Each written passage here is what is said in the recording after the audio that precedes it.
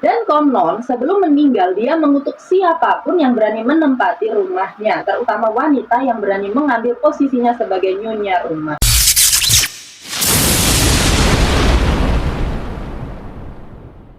Halo teman-teman, assalamualaikum. Terima kasih karena kalian sudah mampir ke video ini. Sebelum kita menyelami kisah yang satu ini, siap-siap ya, karena ini adalah cerita nyata yang jadi inspirasi film horor paling terkenal sejagat.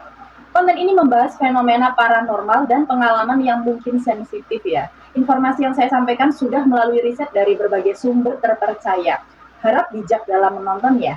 Oke, jadi kisah yang akan aku ceritakan kali ini saking horornya sampai diangkat jadi film, teman-teman. Filmnya itu udah terkenal banget sampai semua orang kayaknya pernah nonton deh, atau setidaknya denger judulnya lah ya. Ya, kita bakal ngomongin soal The Conjuring. Tapi bukan filmnya ya, kita bakal bedah kisah nyatanya. Tanpa berlama-lama langsung saja kita let's go. Jadi ceritanya begini teman-teman, ada sebuah keluarga namanya keluarga Peron. Papanya namanya Roger, ibunya namanya Caroline. Mereka ini punya 5 anak perempuan, cantik-cantik semua. Namanya Andrea, Nancy, Christine, Cindy, dan si bungsu namanya April. Keluarga ini tuh kayak keluarga Amerika pada umumnya. Pengen punya rumah gede, ada halamannya luas, biar anak-anak bisa lari-lari, main petak umpet sampai ngos-ngosan. Mereka pengen banget punya tempat di mana kenangan indah itu bisa dibikin. Nah, di tahun 1971 setelah nabung mati-matian, mereka nemuin rumah idaman mereka, yaitu sebuah rumah pertanian tua di Harrisville Road, Islam. Rumahnya itu gede banget, ada 14 kamar, lengkap sama perapian-perapian tua yang bikin suasana makin klasik. Tapi yang paling bikin melongo teman-teman, rumah ini itu dibangun tahun 1736. Kebayangkan, umurnya aja udah tua banget, kayak nenek moyang kita. Udah 3 abad lebih rumah itu berdiri tegak di atas lahan seluas 80 hektar. Di hari pertama mereka pindah, rasa capek ngangkutin barang itu langsung lenyap, tergantikan sama kegembiraan. Anak-anak langsung lari-lari, milih kamar masing-masing, teriak kegirangan. Mereka nggak tahu aja kalau di dalam rumah itu ada sesuatu yang udah nungguin mereka. Sesuatu yang udah bersarang di sana jauh sebelum mereka lahir. Dan yang paling bikin merinding, di hari pertama mereka pindah, anak-anak udah mulai ngelihat penampakan. Secepat itu. Sebelum kita lanjut ke horor yang dialami keluarga Peron, teman-teman, kita mundur sedikit dulu ya, buat ngintip sejarah kelam di balik rumah tua itu. Bayangin, rumah ini udah melihat ratusan tahun sejarah. 8 generasi udah silih berganti ngisi rumah ini sejak dibangun. Tapi bukan cuma itu, ada kisah-kisah tragis dan kelam yang ngikutin rumah ini dari zaman bahula. Road Island di masa itu sama kayak banyak wilayah New England lainnya, punya sejarah yang erat banget sama praktek sihir dan kepercayaan-kepercayaan kuno yang gelap. Konon, ada banyak kematian misterius di sekitar properti itu. Ada anak kecil yang tewas kedinginan, ada yang tenggelam di sumur, ada yang bunuh diri di loteng, bahkan ada yang dibunuh di halaman rumah. Jadi ini bukan sekedar rumah tua biasa ya, tapi kayak museum kematian gitu. Dan dari sekian banyak arwah yang konon bersarang di sana, ada satu nama yang paling terkenal dan paling ditakuti, yaitu Bathsheba Sherman. Dia ini seorang wanita yang hidup di abad ke-19, sekitar tahun 1800-an. Orangnya dikenal aneh, suka menyendiri, dan dicurigai sebagai penyihir atau mempraktekkan ilmu hitam. Kabarnya, dia terlibat dalam kematian tragis seorang bayi yang masih kecil. Meskipun secara resmi tidak pernah terbukti, desas-desus itu bikin dia dimusuhi dan dijauhi warga. Akhirnya, Bathsheba ini meninggal dengan cara yang tragis juga, kayak digantung di pohon yang ada di properti rumah itu.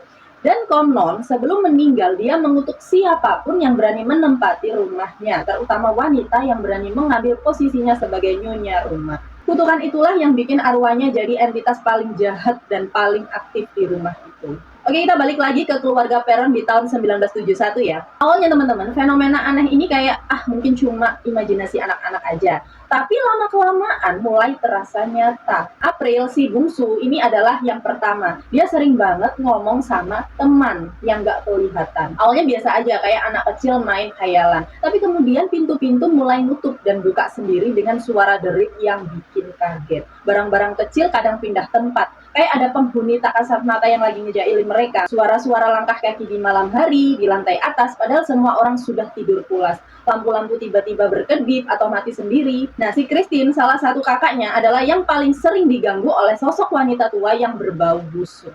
Sosok ini yang kemudian diketahui adalah Batseba. Christine sering terbangun karena merasakan napas dingin di wajahnya atau mendengar bisikan-bisikan mengerikan di telinganya. Cindy juga punya pengalamannya sendiri, teman-teman. Dia sering tidur sambil berjalan dan kadang terdengar berbicara dalam bahasa aneh yang tidak dimengerti siapapun. Dia bahkan pernah terlihat menulis surat dengan tulisan tangan kuno yang aneh. Si Nancy juga mengalami kejadian aneh, salah satunya dengan kotak musik tua atau cermin yang tiba-tiba memunculkan refleksi aneh yang bukan dirinya. Dan April, si bungsu tadi yang memiliki kisah teman tak terlihatnya pun itu semakin aneh. Bahkan sampai teman itu mulai menunjukkan sisi jahatnya. Bukan lagi sekedar teman imajinasi ya. Caroline, si ibu juga mulai merasakan keanehan yang lebih personal. Kayak sapu yang bergerak sendiri atau suara bisikan langsung di telinganya. Dia juga sering mencium bau-bauan yang aneh, bau bangkai busuk yang muncul tiba-tiba lalu menghilang. Kadang juga bau bunga busuk yang menjijikan, atau bahkan bau belerang yang menyengat. Kadang perubahan suhu ekstrim juga sering terjadi, kayak ruangan yang tiba-tiba dingin membeku atau panas menyengat tanpa sebab yang jelas. Sedangkan si bapak yang namanya Roger, yang awalnya cenderung skeptis dan mencoba mencari penjelasan logis untuk setiap kejadian, dia mulai merasakan sendiri hawa aneh di rumah itu. Ada kalanya dia mendengar suara-suara yang tak bisa dijelaskan. Awalnya, beberapa arwah di rumah itu memang tampak ramah atau sekadar ingin diperhatikan. Mereka menunjukkan diri sebagai bayangan putih atau sekadar membuat suara-suara kecil. Tapi lama-kelamaan, keanehan ini berubah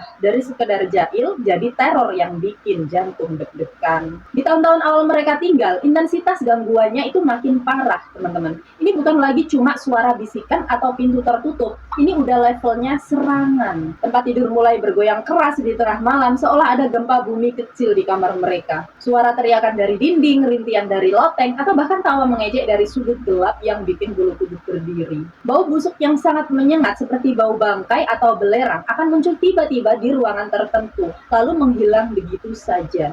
Suhu ruangan juga sering berubah ekstrim dari hangat normal tiba-tiba menjadi dingin membeku. Tapi yang paling mengerikan adalah ketika Caroline, si ibu, mulai diserang secara fisik. Bayangin aja, lagi tidur pulas di ranjangnya, tiba-tiba dia ngerasa kayak ada yang narik kakinya sampai dia terjatuh dari tempat tidur. Rambutnya dijambak dengan kasar, tubuhnya dicubit-cubit sampai meninggalkan bekas lebam-lebam biru di kulitnya. Ini udah bukan iseng lagi, ini udah niat jahat. Dia bahkan pernah disabet dengan benda tak terlihat sampai terpental. Teror ini bukan lagi cuma mengganggu mental, teman-teman, tapi juga merusak fisik.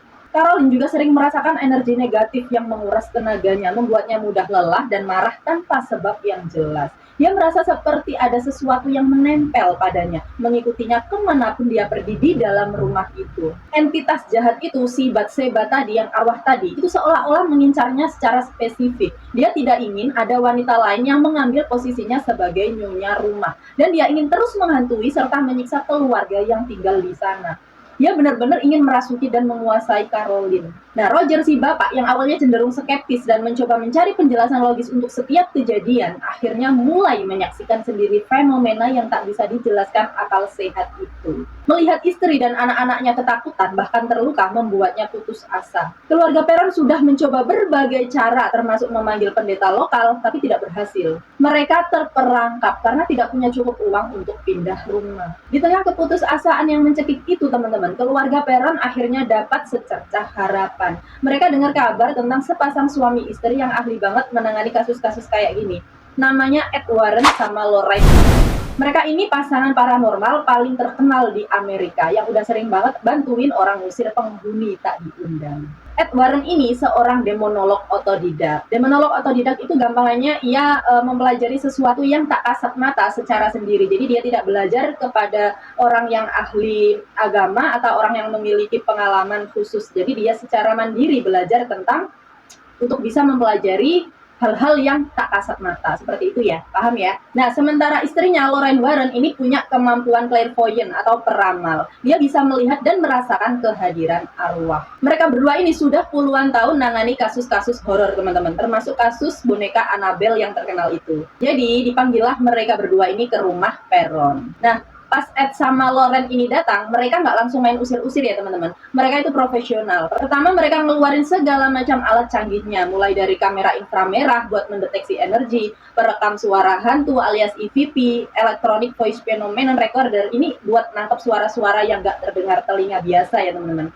sampai termometer digital buat mengukur suhu dingin yang mendadak muncul. Ed dan Loren pun mengamati, menempatkan peralatan dan melakukan stakeout alias mengawasi rumah itu selama berjam-jam, bahkan berhari-hari. Si Loren yang indera keenamnya super peka langsung merasa kalau ada yang nggak beres di rumah itu. Dia kayak bisa melihat bayangan-bayangan yang nggak kasat mata. Dan energinya itu loh, bikin merinding. Dia bahkan bisa merasakan aura jahat yang kuat banget dari sosok Bathsheba yang mendominasi di rumah itu. Si Ed Warren ini juga, meskipun dia ini lebih ilmiah, tapi dia nggak menyangkal apa yang dilihat dan didengarnya sendiri. Mereka pun akhirnya mulai wawancara setiap anggota keluarga Perron, mencatat setiap insiden dan menggambar peta rumah untuk menandai lokasi kejadian-kejadian aneh.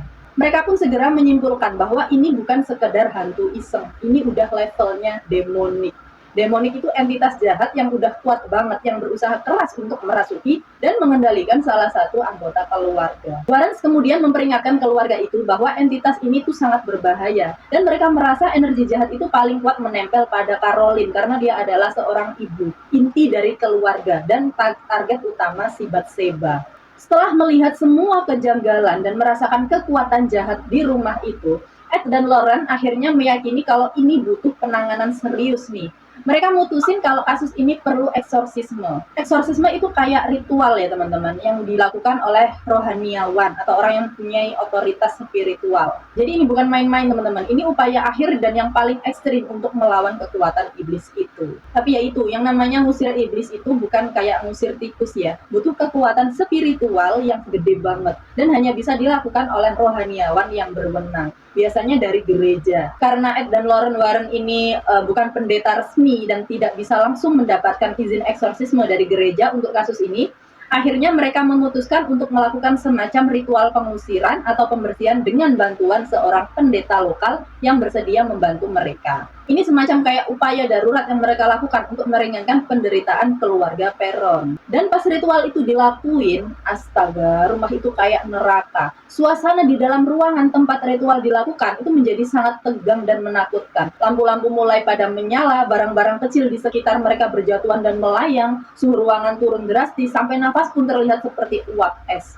Suara-suara aneh yang memekakan telinga terdengar dari segala penjuru. Bisikan-bisikan jahat, rintian, bahkan suara tawa yang mengerikan, semua ada di situ. Dan yang paling bikin shock, Caroline, si ibu ini akhirnya kerasukan. Tubuhnya kejang-kejang hebat, matanya melotot merah, dan wajahnya berubah menjadi ekspresi yang sangat menakutkan. Seperti bukan wajah Caroline lagi. Suaranya berubah jadi serem banget, suara berat, dalam, seperti ada ribuan setan yang ngumpul di tenggorokannya. Dia ngeluarin sumpah serapah dalam bahasa Latin kuno dan bahkan mencoba menyerang anak-anaknya sendiri dengan kekuatan yang tidak masuk akal.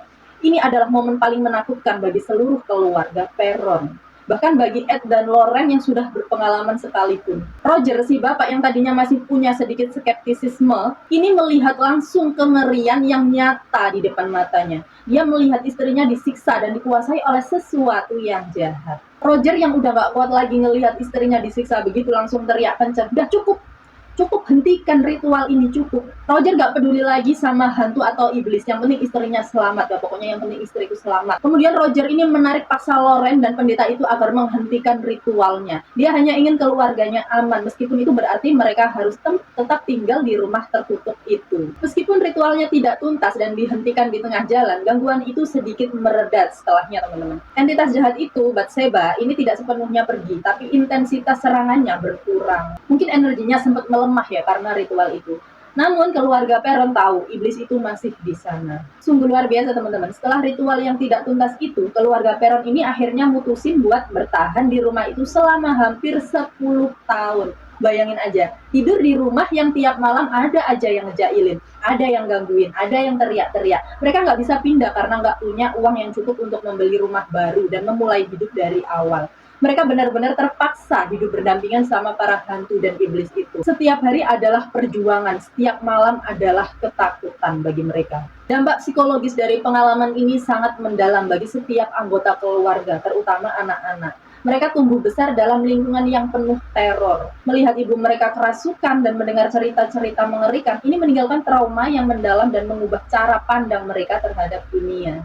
Caroline sendiri sering mengalami periode kelelahan ekstrim atau merasa tidak sendiri, bahkan setelah ritual. Seolah ada sebagian energi jahat yang masih menempel padanya. Sedangkan si Roger harus bekerja ekstra keras untuk mengumpulkan uang demi bisa pindah dari rumah tertutup itu. Butuh waktu bertahun-tahun, akhirnya mereka berhasil. Di tahun 1980, keluarga Perron berhasil menjual rumah itu dan pindah jauh-jauh ke Georgia, sebuah babak baru yang penuh lega. Dan yang bikin kita mikir, ternyata setelah keluarga Perron ini pergi dari rumah itu, penghuni baru di rumah itu ngaku kalau gangguannya itu nggak separah yang dialami Perron. Konon karena Bathsheba ini memang cuma pengen ngeganggu keluarga Perron secara spesifik, terutama Caroline sebagai nyonya rumah yang baru. Kasus keluarga Perron di rumah Harrisville ini menjadi salah satu kasus paranormal paling terkenal yang pernah ditangani oleh Ed dan Lorraine Warren. Kisah ini mengukuhkan nama mereka sebagai ikon di dunia demonologi dan investigasi paranormal. Beberapa tahun kemudian, Andrea Perron, salah satu putri keluarga Perron ini, merasa terpanggil untuk membagikan kisah nyata yang dialami keluarganya. Dia menulis buku berjudul House of Darkness, House of Light, sebuah trilogi yang menceritakan pengalaman mengerikan mereka secara mendalam. Buku inilah yang kemudian menjadi dasar utama bagi pembuatan film horror box office The Conjuring yang rilis tahun 2013, disutradarai oleh James Wan. Meskipun ada beberapa kritikus atau skeptis yang mempertanyakan kebenaran mutlak dari setiap detail kisah ini, keluarga Perron sendiri dan juga Lorraine Warren ini bersikeras bahwa apa yang mereka alami itu nyata adanya. Film ini mungkin menambahkan beberapa dramatisasi untuk keperluan hiburan, tapi inti teror yang dialami keluarga Perron adalah fakta. Film The Conjuring tidak hanya sukses secara komersial, tetapi juga melahirkan sebuah franchise horor besar yang dikenal sebagai The Conjuring Universe, membawa kisah-kisah paranormal Ed dan Lorraine Warren ke khalayak yang lebih luas di seluruh dunia.